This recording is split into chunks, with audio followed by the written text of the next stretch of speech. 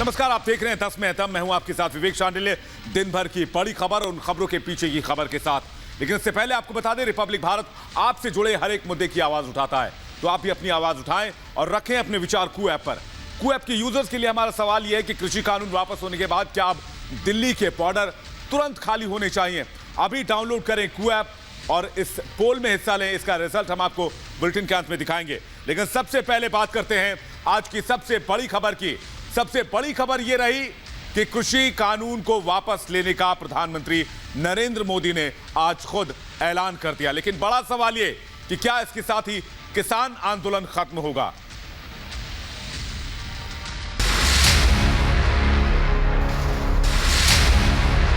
हमने 3 कृषि कानूनों को वापस लेने का, रिपील करने का निर्णय लिया है।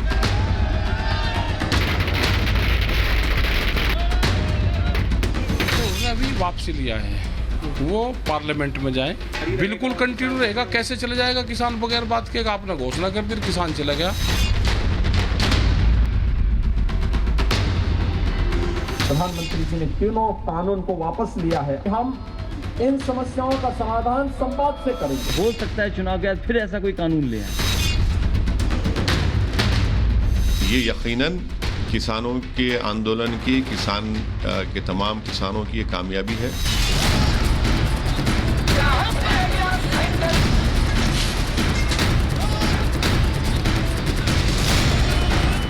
गुरु पर्व और देव दीपावली के पावन मौके पर पीएम मोदी ने खुले मन से बहुत बड़ा ऐलान कर दिया। पीएम मोदी ने कहा कि वो तीनों कृषि कानून को वापस ले रहे हैं और देश से क्षमा मांगते हैं। आज मैं आपको, पूरे देश को ये बताने आया हूं कि हमने 3 कृषि कानूनों को वापस लेने का, रिपील करने का निर्णय लिया है।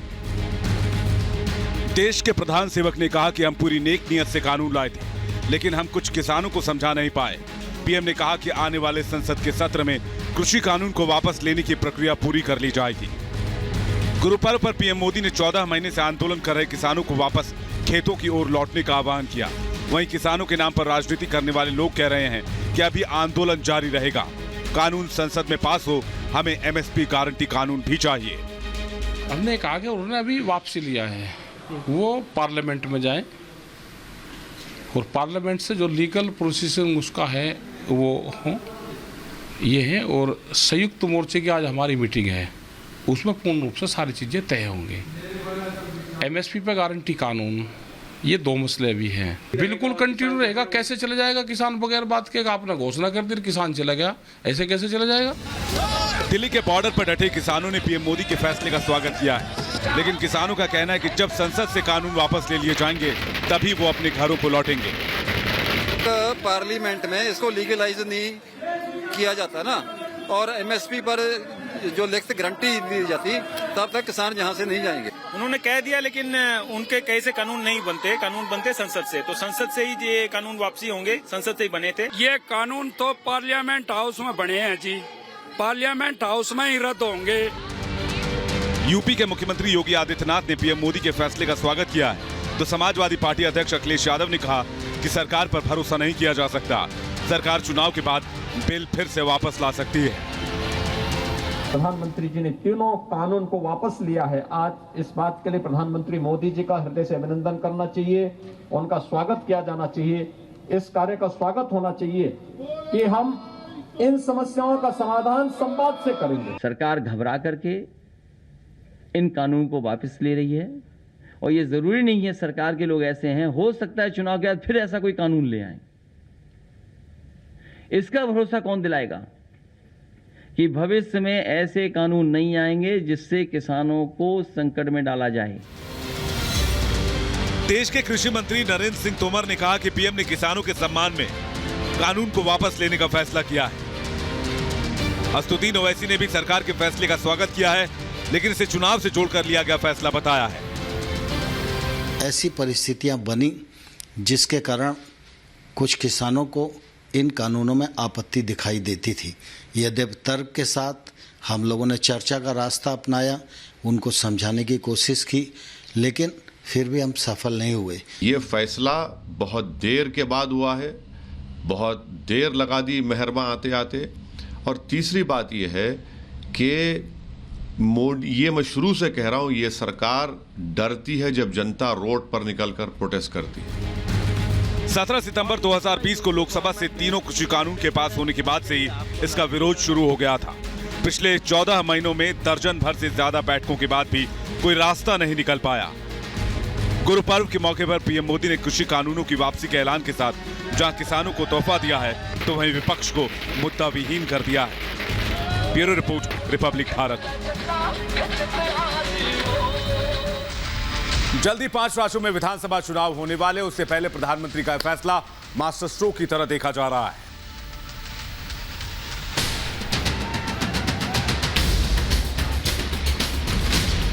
तीन कृषि कानूनों को वापस लेने का, रिपील करने का निर्णय लिया है।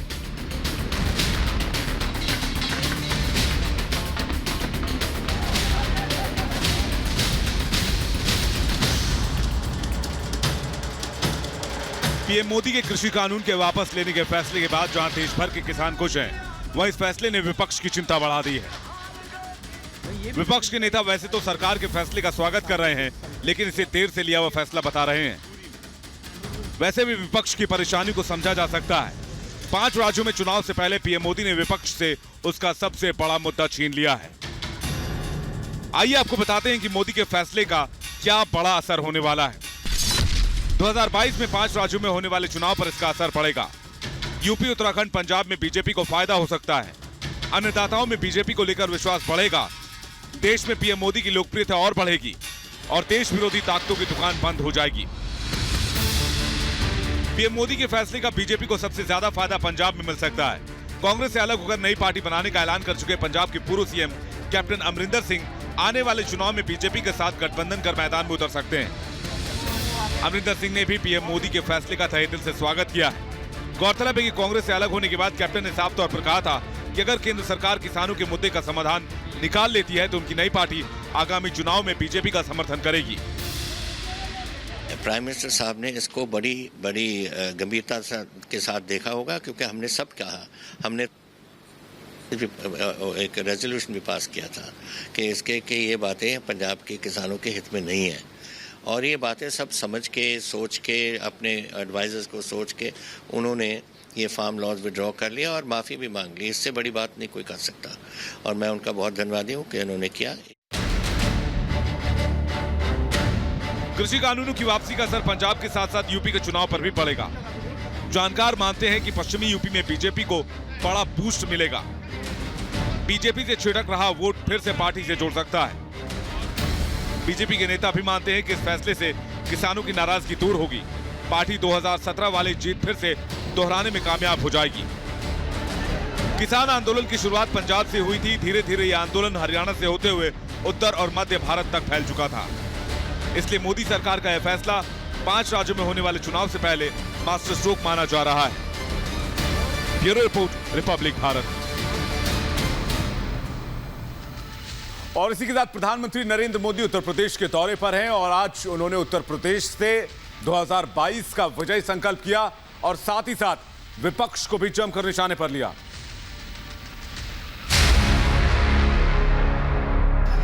कार चलाने वालों ने अपने परिवार का भला किया,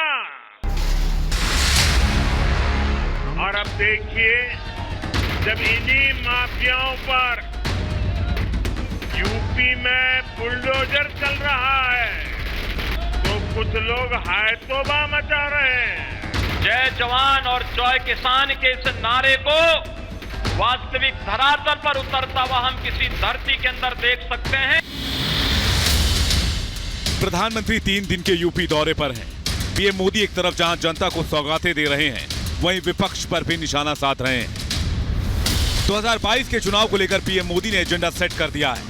बीजेपी विकास और राष्ट्रवाद के मुद्दे पर चुनाव में जाने की तैयारी कर रही है। आला उदल की जमीन महोबा में पीएम मोदी ने अर्जुन सहायक सिंचाई परियोजना का उद्घाटन किया। इस मौके पर पीएम मोदी ने कहा कि पूर्व की सरकारों ने और उनके परिवारवाद ने बुंदेलखंड को प्यासा रखा। सरकार चलाने वालों ने अपने परिवार का भला किया। आपका परिवार बूंद बूंद के लिए तरसता रहे, इससे उनको कोई सरोकार नहीं रहा। पीएम मोदी ने जनसभा को संबोधित करते हुए पानी, पलायन और रोजगार के अवसर बढ़ाने की दिशा में सरकार की ओर से किए जा रहे प्रयास और विजन बताकर लोगों की उम्मीदों को पंख लगाए। तो विपक्ष की नाकामियां गिनाकर विरोधियों पर पुरजोर हमला बोला। मोदी ने कहा कि जब माफियाओं पर बुलडोजर चलता है तो विपक्ष हाय तौबा मचाता है। जब इन्हीं माफियाओं पर यूपी में बुलडोजर चल रहा है तो कुछ लोग हाय तौबा मचा रहे हैं। पीएम मोदी ने बुंदेलखंड की समस्याओं का भी मुद्दा उठाया। पीएम ने विपक्ष पर निशाना साधते हुए कहा कि वो ये समस्या गिनाते हैं, हम राष्ट्रहित में समाधान देते हैं। किसानों को हमेशा समस्याओं में उलझाए रखना ही कुछ राजनीतिक दलों का आधार रहा है। ये समस्याओं की राजनीति करते हैं और हम समाधान की राष्ट्र नीति करते हैं। पीएम मोदी ने जहां विपक्ष पर सवाल उठाए वहीं सीएम योगी की जमकर तारीफ की। पीएम ने कहा कि जैसे हमने गुजरात के कच्छ की तस्वीर बदली है, वैसे ही अब बुंदेलखंड के विकास को रफ्तार देनी है। योगी जी की सरकार ने बीते 4.5 साल के दौरान बुंदेलखंड में पानी की अनेकों परियोजनाओं पर काम शुरू करवाया है। मैं जिस गुजरात से आता हूं, वहां की जमीनी हकीकत जो पहले के गुजरात के हाल थे, वो परिस्थितियां बुंदेलखंड से जरा भी अलग नहीं थी। जैसी सफलता हमने गुजरात में पाई, वैसी ही सफलता बुंदेलखंड में पाने के लिए हम दिन रात जुटे हुए हैं। महोबा में पीएम मोदी के साथ यूपी के सीएम योगी आदित्यनाथ भी मौजूद थे। इस मौके पर सीएम योगी ने कहा कि पीएम मोदी के नेतृत्व में बुंदेलखंड के विकास को गति मिल रही है। हम सबका सौभाग्य है 2014 में इस देश को एक करिश्माई नेतृत्व प्राप्त हुआ कि उत्तर प्रदेश के अंदर कभी सबसे आर्थिक रूप से पिछड़े इस क्षेत्र में आज विकास तेजी के साथ बढ़ता हुआ दिखाई दे रहा है।